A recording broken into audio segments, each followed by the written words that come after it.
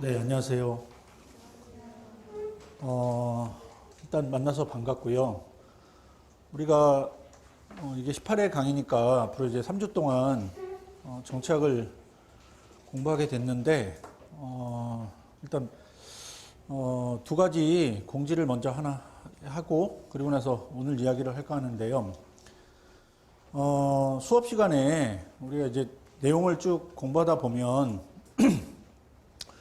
이제 좀 잘 정리가 안 되거나 개념이 좀 모호하거나 논리가 중간에 깨지거나 아니면 이걸 가지고 도대체 난 뭘 해야 될까 뭐 이런 거에 대한 이제 고민이 생길 때가 있어요.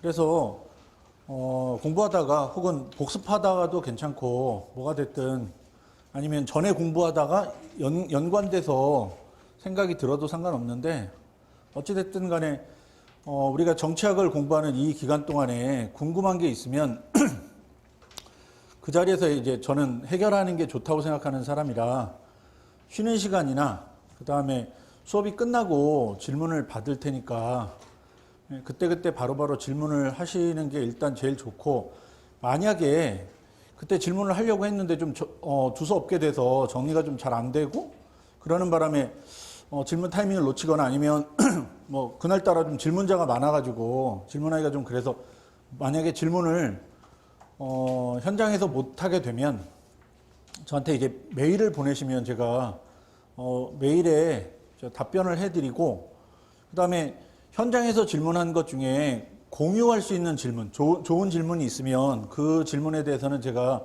수업 시간에 잠깐 소개하고 그 답변을 해드리는 걸로 하고, 메일로 보내시는 질문 중에서도 공유할 만한 질문이 있으면 그거에 대해서는 제가 코멘트하고 답변을 해드리도록 그렇게 할 생각이에요. 그래서 일단 우리가 오프라인에서 이렇게 수업 들으실 때, 실강으로 들으실 때 뭐 쉬는 시간하고 그 다음에 끝나고 질문을 하도록 하시고, 만약에 메일을 보내시면 제가 메일 주소를 하나 알려드릴 테니까 적어두셨다가 메일로 질문하시거나 뭐 아니면 뭔가 좀 정리가 안 되면 그 관련해서 이제 메일 보내시면 되겠어요.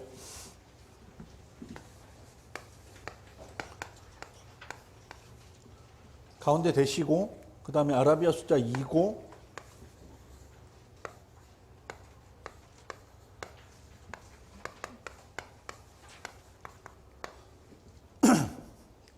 다음 한 메일을 쓰니까 여기로 이제 질문하시면 되겠고, 그 다음에 뭐 가급적이면 그냥 괜찮으니까 쉬는 시간이나 아니면 수업 끝나고 질문을 하시는데, 대신 규칙을 하나 지키셔야 되는데, 그게 뭐냐면 제가 여러분들하고 이제 이 18회 동안 여러 가지 이제 분야들도 얘기하고 뭐 이렇게 하겠지만 정착이라는 게 좀 넓다 보니까 좀 두서없게 될 확률이 높아서 계속 뭐에 집중해서 이야기할 거냐면, 그래서 이 주제를 가지고 우리는 어떻게 글을 쓸 수 있는가, 이 주제를 어떻게 답안을 만들 건가에 포커스를 맞추고 공부를 할 거예요. 안 그러면 이게 학교에서 배우는 거랑 별반 차이 없이 되다 보면 정보는 생기는데, 그래서 수험생 입장에서 내가 알았다, 그래 이런 내용 알았다, 근데 이걸 뭐에 쓰지 뭐 이러다 보면 약간 전략적 공부는 안 되니까 그런 점에서 글 쓰는 거에 집중하면서 공부할 건데, 그 중에 18회 동안 듣게 될 게 여러분들이 아마 여러 차례 듣게 될 게 무조건 글은 두 가식으로 만들어야 돼요. 근데 두 가식은 글 쓰는 방법이 아니고 사고 방법이에요. 생각을 두 가식으로 해야 돼요. 그러니까 결론부터 내리고 그 다음에 부연하려는 방식으로 생각하고 그런 식으로 글 쓰고 해야 되거든요. 그래서 규칙은, 저한테 질문하실 때 규칙은 두 가지식으로 질문하셔야 되거든요. 그러니까 본인이 질문이 몇 개인지부터 시작해서 난 질문이 3개다. 첫째, 한 줄로 요약해서. 둘째, 어떤 거 질문하는지. 셋째, 어떤 거 질문하는지 한 문장으로 깨끗하게 정리하셔서 질문을 저한테 해주시면, 여러분이 하는 질문들 대부분은 제가 지금 한 18년 정도 강의하고 있으니까 많이 받아본 질문일 확률이 많아서, 여러분은 부연 설명하고 싶겠지만 그냥 제가 이게 질문의 취지가 뭔지 알겠고 그래서 어떻게 답하면 되는지 알겠으니까 시간도 줄이고 여러분들도 좀 저 질문 만드느라고 좀 골머리 덜 앓으셔도 되니까 그렇게 해서 이제 두 가지식으로 해서 저한테 질문하시면 제가 거기에 맞춰서 답을 해드리고 중간에 질문을 모르겠다. 정확하게 어떤 부분을 지금 궁금해하는지 모르겠다. 그러면 그때 제가 물어볼 거예요. 그럼 그때 부연해서 왜 이런 질문이 생겼고 어떤 질문인지 다시 이야기하시면 되니까 그 방법을 좀 잘 지켜주시면 우리가 쉬는 시간을 좀 잘 활용해서 질문에 답할 수 있고요. 그리고 두 가지씩이 되면 다른 것보다 좋은 건 혹시 질문자가 많아서 기다려야 되면 그냥 무한정 기다릴 수 없고 질문이 예를 들어서 한 4개쯤 되는데 제가 생각해보니까 답하는데 한 10분 정도 걸릴 것 같으면 그 질문자 말고 다음 사람들은 다음 시간에 이제 순번대로 이제 질문하면 되니까 서로 시간을 세이브하는 차원에서 꼭 두 가지씩을 지키셔서 질문이 몇 개고 첫째 뭐고 둘째 뭐고 셋째 뭐고 넷째 뭐고 요 방법으로 질문을 좀 해주시면 좋을 것 같고요. 그게 아마 두고두고 여러분들이 정치학 공부하고 글 쓰고 하는데도 도움이 되겠지만 제가 이야기한 대로 이렇게 훈련하시면 나중에 면접 보실 때도 면접관들한테 정확하게 자기 의사를 전달할 수 있으니까 두고두고 아마 여러분들한테 효자 노릇을 할 테니 꼭 두 가지식으로 질문을 해 주시기 바래요. 그러면 이제 공지는 다 했고 이제 오늘 우리가 해야 될 얘기에 대해서 이제 지금부터 이야기를 해 갈 건데 이렇게 된 자료를 가지고 할 거예요. 2021년 대비 정착 1회 강의 오리엔테이션이라고 되어 있는 걸로 이야기를 시작할 건데 오늘은 아마 거의 한 3시간 가까운 시간 동안 우리가 3시간 반 정도를 쓸 건데 3시간 정도는 아마 두 가지에 집중해서 하게 될 거거든요. 첫 번째는 어떻게 정치학을 공부할 건지에 대한 공부 방법에 대한 거고 넓으니까 추상적이고 좀 과하게 불어다니까 조금 좁히면 그래서 우리는 어떻게 답안을 만들 건지에 대한 얘기를 좀 할 거고 글쓰기 혹은 답안 구성에 관한 얘기를 할 거고요. 그 다음에 두 번째는 개념이 얼마나 중요한가. 글을 만들려면 시작이 개념이에요. 그래서 여러분들이 아마 앞에 행정법 배우실 때 법학 용어들 배우시면서 좀 비전공자들, 법학도가 아닌 분들은 좀 애를 먹었을 텐데 정확한 개념을 가지고 있어야 법학을 할 수 있는 것처럼 정확한 개념을 갖고 있어야 정치학을 할 수 있으니까 개념이 얼마나 중요하며 수험적으로 이걸 어떻게 활용해야 되는가에 대한 개념 이야기를 좀 하고 그리고 나서 이 작업이 끝나고 나면 한 30분 정도 아마 시간이 남으면 좋은데 그 정도 남도록 해서 우리 정치학 책의 맨 앞에 이제 정치학이라는 게 어떻게 돼 있고 그 다음에 정치학이 어떤 접근 방법을 갖고 있고 하는 제 1장에 관련된 얘기를 좀 해볼 거거든요. 그래서 정치학의 접근법 이야기를 해볼 생각이에요. 세 개 중에 여러분한테는 수험적으로 두 가지가 앞에 1번, 2번이 훨씬 중요하고 그 다음에 그 중에서도 우리가 뭘 공부하고 어떻게 공부할 건지를 정확하게 잡아야 우리가 그걸 가지고 내가 이 주제를 좀 깊이 있게 공부할 건지 아니면 살짝 이런 이야기가 있나 봐 하고 날릴 건지 그래서 우리가 시간을 세이브할 건지 아니면 시험에 나오지도 않는데 열심히 그냥 성실하게 공부하고 끝날 건지 뭐 이런 것들을 정할 수 있으니까 제일 첫 번째 이야기가 아마 오늘의 제일 수험적으로는 제일 중요한 메인 테마가 될 것 같고 두 번째가 이제 개념을 어떻게 쓸 건지 이 부분이 이제 두 번째로 중요한 얘기가 될 거고요. 그 다음에 세 번째 주제부터 이제 교과서에 있는 내용들 가지고 한번 우리 정치학은 어떻게 역사를 가지고 있고 어떤 개념인지 이렇게 쭉 한번 이야기를 풀어가 보려고 해요. 저는 정치학 전공하는 사람으로서 정확하게 말하면 국제정치의 안보 분야의 전쟁 연구하는 사람이고 지정학 연구하는 사람인데 근데 넓은 의미의 이제 정치학을 전공하는 입장에서 정치학이라는 게 굉장히 흥미로운 학문이라고 생각을 해요. 근데 어려운 학문이라고 생각해요. 근데 아마 여러분들도 첫 번째 명제는 받아들이실지 모르겠는데 뭐 받아들일지 어떨지 모르겠어요. 흥미롭다는 건 잘 모르겠지만 어렵다는 거에 대해서는 아마 공감하는 사람들이 많을 거거든요.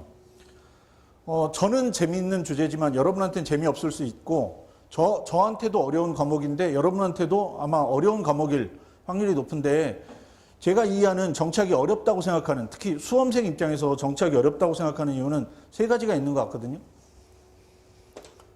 일단 첫 번째는 범위가 너무 넓어요. 정치학은 시험 문제가 나오는 게 총 7서브 카테고리로 구성되어 있어요. 방법론이 나오고 그 다음에 권력 같은 저는 그걸 정치학 도구라고 하는데 도구 파트에서 하나 나오고 사상에서 나오고 그 다음에 국제정치, 정치경제학, 민주주의, 비교정치 뭐 이래서 7군데서 시험이 나와요.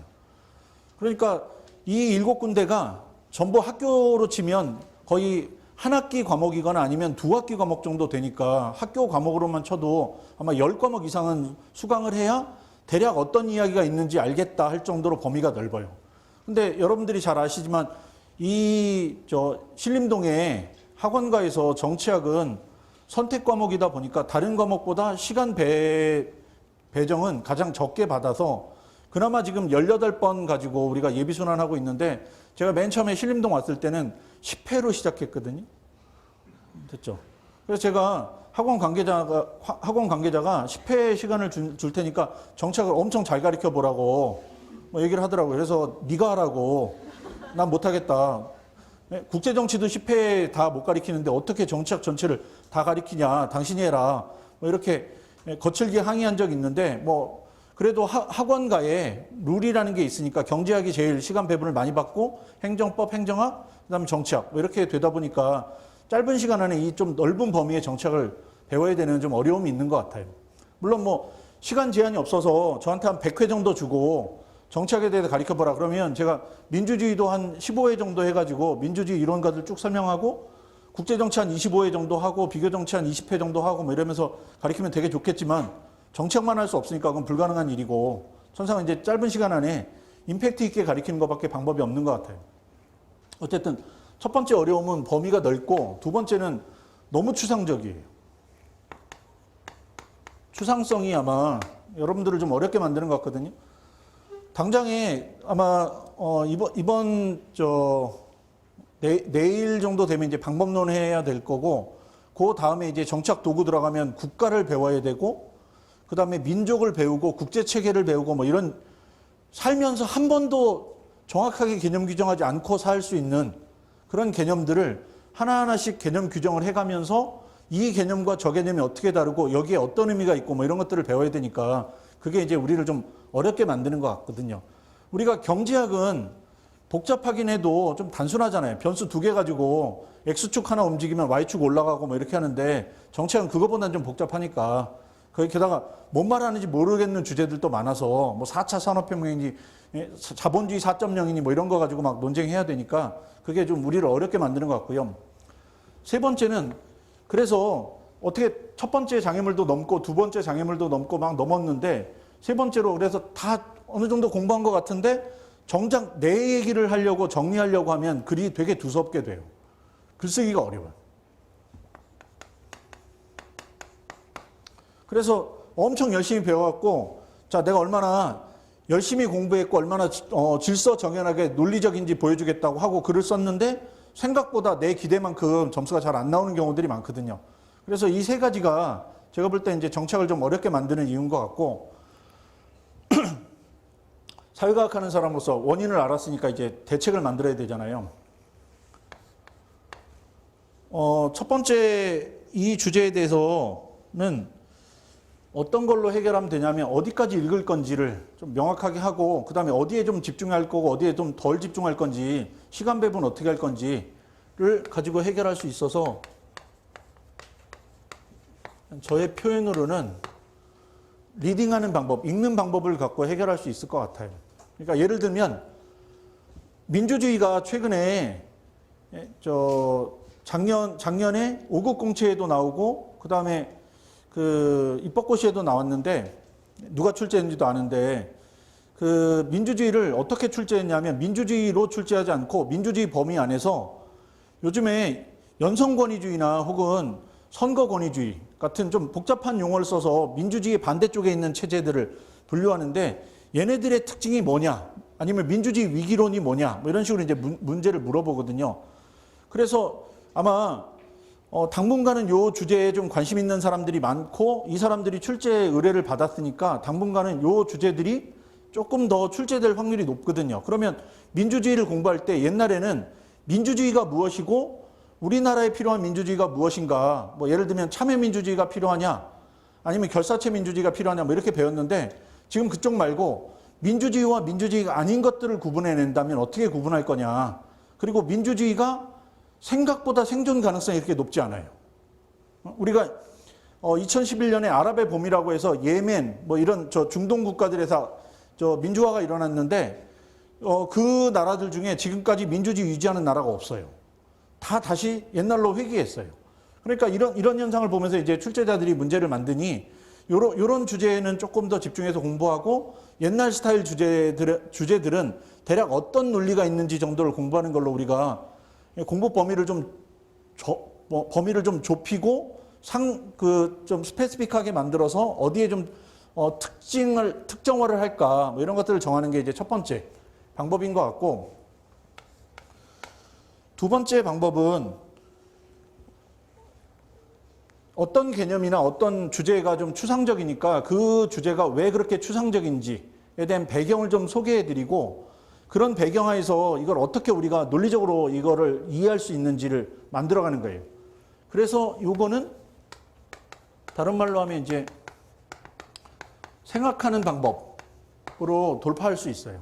그러니까 추상적인 걸 구체적 수준으로 끌어내려갖고 해결할 수도 있고 아니면 추상적인 걸 다른 개념하고 비교해가지고 구분하는 방법으로 해결할 수도 있으니까 그런 방법으로 논리를 만드는 거예요. 그 다음에 세 번째는 글쓰기가 어려운 거니까 천상 쓰는 방법을 배워야 돼요.